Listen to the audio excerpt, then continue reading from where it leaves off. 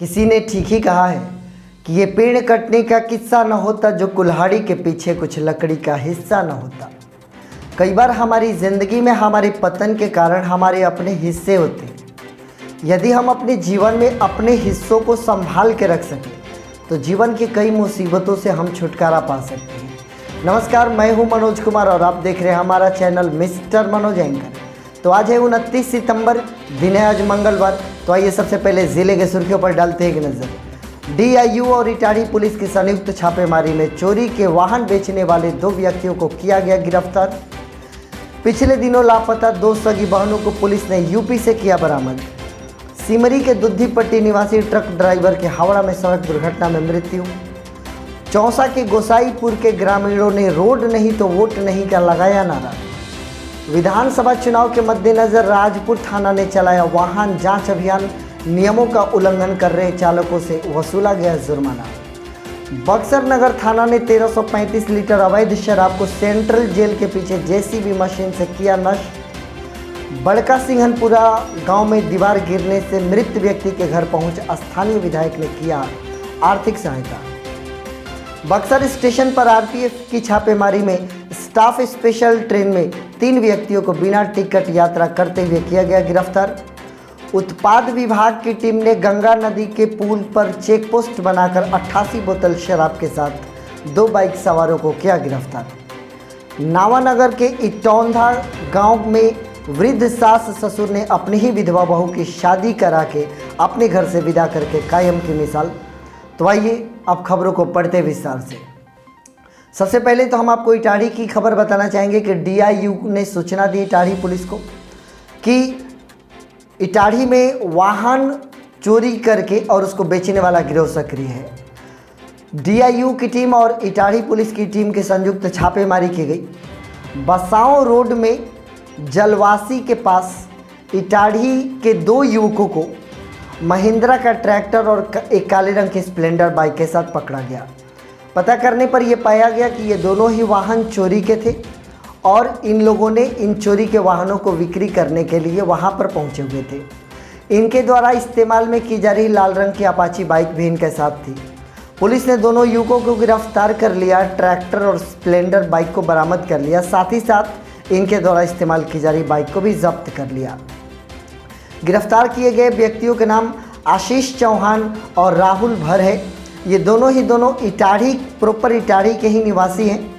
SP Neeraj Kumar Singh ने यह भी बताया कि आशीष पर पहले से आर्म्स एक्ट के तहत मुकदमा दर्ज है और दूसरे जो अपराधी की गिरफ्तारी हुई है राहुल भर के, उसके आपराधिक इतिहास को खंगालने की कोशिश की जा रही है। फिलहाल दोनों को गिरफ्तार कर लिया गया है, जेल भेजने की तैयारी है और इन पर आगे की कार्रवाई की जा रही है। आगे बढ़ना चाहेंगे कि मैंने आपको ये खबर बताई थी कि चक्की ओपी के अंतर्गत एक गांव से 2 सगी बहनें लापता हो गई थी। पुलिस के हाथ पांव फूलने लगे थे जब दोनों बहनों के भाइयों के द्वारा 3 नामजद व्यक्तियों के खिलाफ थाने में प्राथमिकी दर्ज कराई गई थी। पुलिस उसी समय से लगातार सक्रियता बरत रही थी और डायरेक्ट इस घटना की निगरानी बक्सर एसपी नीरज कुमार सिंह कर रहे थे। उनके नेतृत्व में पुलिस अपने कार्य को अंजाम दे रही थी। सोशल मीडिया का सहारा लेकर और लगातार प्रयास करके यूपी से दोनों बच्चियों को बरामद कर लिया गया है। यूपी के मिर्ज़ापुर जिले के थाना कटरा से इन दोनों बच्चियों की बरामदगी हुई है। जब दोनों बच्चियों को बरामद किया गया तो उनसे ये पूछने की कोशिश की गई कि कैसे वो अपने घर से, जो कि बाहर निकले हुए थे शौच करने के लिए, वहाँ से ये कैसे यहाँ पर पहुँचे। तो बच्चियों ने ये बताया कि उन्हें पता ही नहीं कि वो अपने घर से यहाँ तक कैसे पहुँच गई। यह बात निश्चित तौर पर एक रहस्य की तरह लग रहा है कि बच्चियां वहां पर पहुंच चुकी है और वहां पहुंचने के बाद उन्हें पता नहीं है कि उनके साथ क्या हुआ और कैसे वहां तक पहुंचा दिया गया। बच्चियों के पिता राजेश कुमार पांडे ने बताया कि जिन लोगों को नामजद अभियुक्त बनाया गया है उन्हीं लोगों ने 2017 में उनकी पत्नी को जलाकर मार डाला था। अब वास्तविकता में क्या है, कैसे ये बच्चियाँ वहाँ पहुँची, बच्चियों के उत्तर प्रदेश पहुंचने के पीछे का कारण क्या है, रहस्य क्या है, यह अभी भी ज़िले के लोगों को पता नहीं चल सका है। पुलिस भी कुछ समझ नहीं पा रही है। हालांकि खुशी की ये बात है कि बच्चियां बरामद हो चुकी हैं, लेकिन पुलिस को निश्चित तौर पर यह जानने की कोशिश करनी चाहिए कि बच्चियां वहां पर कैसे पहुंची, ताकि आगे से कभी ऐसी अनहोनी घटना ना हो और किसी घर की छोटी बच्ची इस प्रकार से अपने घर से लापता ना हो। आगे बढ़ना चाहेंगे, सिमरी के अंतर्गत एक दुधीपट्टी गांव पड़ता है। वहां के निवासी एक ट्रक ड्राइवर थे जो कि हावड़ा में रहकर ट्रक चलाने का कार्य करते थे।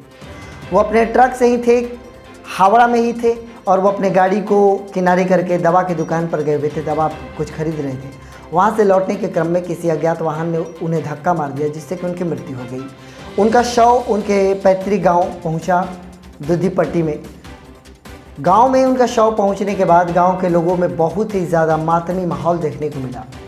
परिवार में रोने की चीख पुकार मच गई। घर वाले बार बार उनका नाम पुकार कर उनको याद कर रहे थे, ये बताने की कोशिश कर रहा है कि एक हंसता खिलता परिवार एक सड़क दुर्घटना के कारण उजड़ता हुआ नज़र आ रहा है।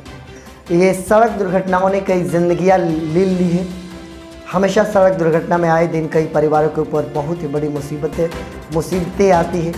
ऐसे किसी का छोड़कर चले जाना उनके परिवार वालों के लिए कितना ज़्यादा कष्ट देने वाला है, यह हमारी कल्पना करने से भी बाहर है। जो परिस्थिति वहाँ पर थी, जो लोगों के अंदर जो आंसुओं के सैलाब को जो देखा गया, जो गांव में लोगों के मन में उस मृत व्यक्ति के प्रति जो दुख को देखा गया, उससे इतना तो प्रमाणित अवश्य होता है कि जो भी वो थे वो अपने गांव के चहेते थे, गांव के लिए अच्छे व्यक्ति थे। और एक सड़क दुर्घटना के कारण उनकी मृत्यु हो जाने के बाद उनके न केवल परिवार में बल्कि पूरे गाँव में शोक की लहर है। ईश्वर उनके आत्मा को शांति दे, हम ये प्रार्थना करते हैं। आगे बढ़ना चाहेंगे कि गोसाई चौसा के अंतर्गत एक गांव का नाम आता है गोसाईपुर। वहाँ रोड नहीं है, सड़क पर जल जमाव है, सड़क पर बहुत ही ज़्यादा गड्ढे हैं। आए दिन लोग जब अपने वाहन को लेकर चलते हैं तो गड्ढों में पैर चले जाने के कारण, गाड़ी चले जाने के कारण कई मर्तबा वो गिर पड़ते हैं। इस बार गोसाईपुर के ग्रामीणों ने यह ठाना है कि वो अपने जनप्रतिनिधियों को विवश कर देंगे कि उन्हें बनाना होगा, सड़क का निर्माण करना होगा। अतः सारे ग्रामवासी एक जगह इकट्ठा हो गए हैं और रोड नहीं तो वोट नहीं का नारा वो लगा रहे हैं। उनका ये कहना है कि कोई जनप्रतिनिधि हमारे गांव नहीं आएगा यदि वो हमारे गांव की सड़क नहीं बनाएगा। चुनाव के टाइम पर पहुंचना जनप्रतिनिधियों का फैशन है, आपका हाल चाल लेना, आपसे लंबे चौड़े वायदे करना, लेकिन चुनाव के बाद निश्चित तौर पर यही हाल होता है जो आपके गाँव का है। कई ऐसे गाँव हैं जहाँ पर विकास का वी और डेवलपमेंट का डी नहीं पहुँचा है। इन जनप्रतिनिधियों को ये सोचना होगा कि ये अपना बहुमूल्य वोट सिर्फ इसीलिए देते हैं कि इन्हें थोड़ी सी चाहत होती है कि इनका गांव अच्छा लगे, इनके गांव में बिजली हो, पानी हो, सड़क हो, और कुछ तो मांगते नहीं ये लोग। कोशिश करें जनप्रतिनिधि कि अपने ज़िले के इन लोगों की डिमांड्स को अवश्य पूरी करें। आगे बढ़ना चाहेंगे, विधानसभा चुनाव के मद्देनज़र राजपुर थाना ने वाहन चेकिंग अभियान चलाया।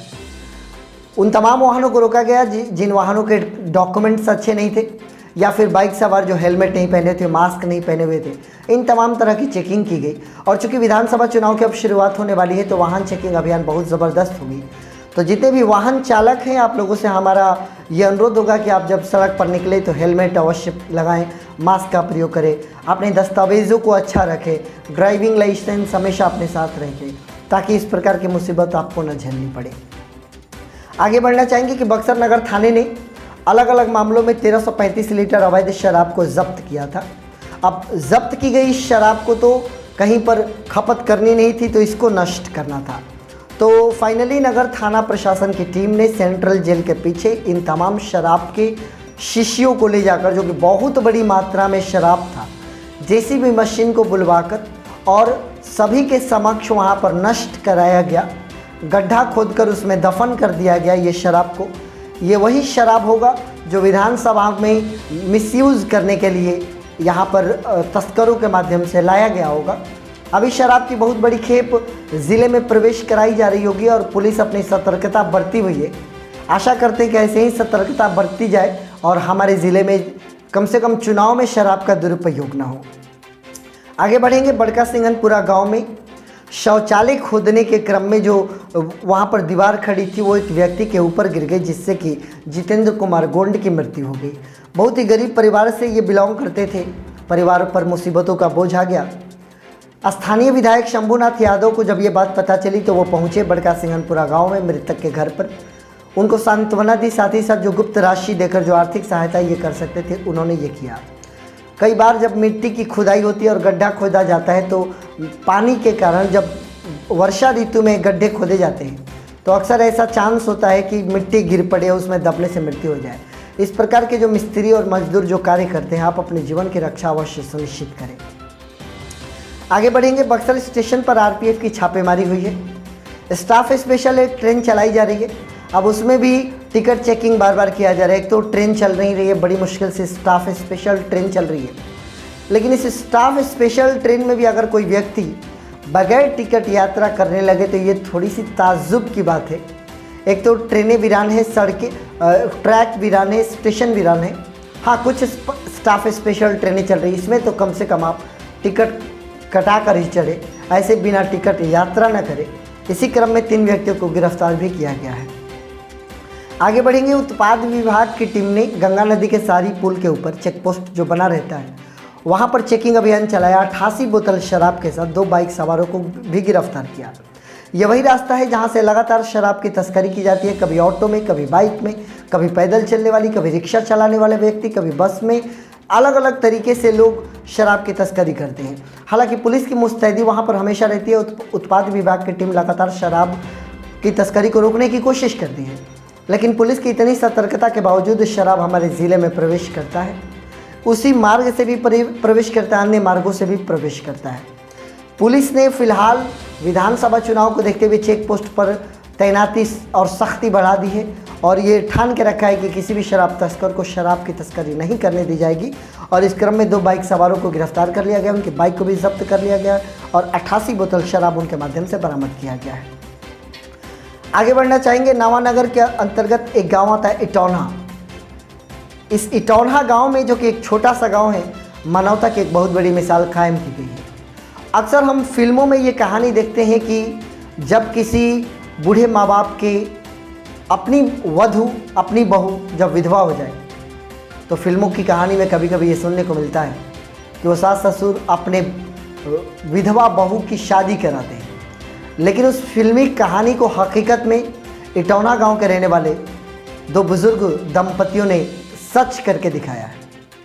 उन्होंने अपने इकलौते बेटे की मृत्यु के बाद, चूँकि असामयिक मृत्यु हो गई थी इनके इकलौते बेटे की, बहू इनके घर पर ही रही, बेटी बनकर रही।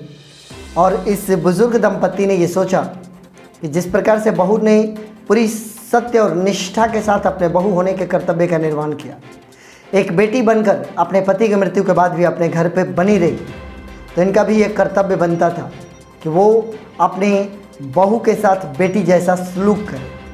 और अंततः दोनों वृद्ध दंपतियों ने अपने विधवा बहू का विवाह पूरी हिंदू रीति रिवाज के तहत मंदिर में कराया। बेटी की तरह सिंदूर दान करके उसे अपने घर से विदा किया।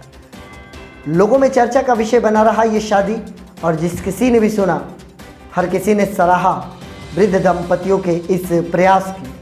और ये एक मैसेज है हमारे समाज के लिए कि इस प्रकार से किसी की भी बेटी अगर दुर्भाग्यवश किसी के घर पर बहू बन के आती है और घर असामयिक उसके पति की मृत्यु हो जाती है, तो सास ससुर को सास ससुर ही नहीं, माँ बाप की भूमिका में आ जानी चाहिए और इस प्रकार के कदम उठाने चाहिए, जिससे कि समाज में एक बहुत अच्छा संदेश जाए। हम वृद्ध दंपतियों को नमस्कार करते हैं, आपके इस प्रयास की सराहना करते हैं और निश्चित तौर पर आपने समाज में एक अच्छा संदेश देने की कोशिश की। मैं अपने इस वीडियो के माध्यम से तमाम लोगों तक ये संदेश पहुँचाने की कोशिश करूँगा। ये हमारे बक्सर ज़िले का अपडेट है जो मैंने आपको बताया। हमारा और आपका एसोसिएशन यूँ ही बना रहे, आप हमेशा सुरक्षित रहें, होठों की मुस्कुराहट आपकी हमेशा बुलंद रहे, घर के परिवार वालों में और आपके परिवार में, आपके घर में खुशियों का संचार हो, यही हमारी कामना है। और आप हमारे साथ बने हुए हैं, इसके लिए आप सभी का बहुत बहुत धन्यवाद।